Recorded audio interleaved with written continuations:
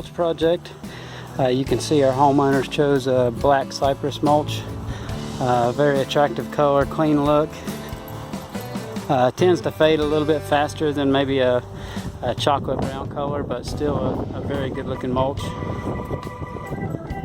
See, we've got it nice and smooth here. We've got a nice deep edge there that's easy to maintain.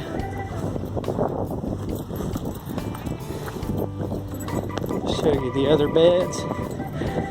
Again, this is a pretty small project. This took about 3 yards of mulch, just to give you some reference to determine how many yards it would take to do your beds.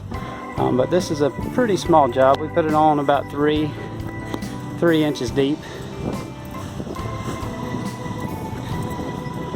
And of course I sprayed all the weeds before we did it, cut them to the ground, and we're about to apply a granular pre-emergent to help reduce the amount of weeds drastically over the next 6 to 8 months.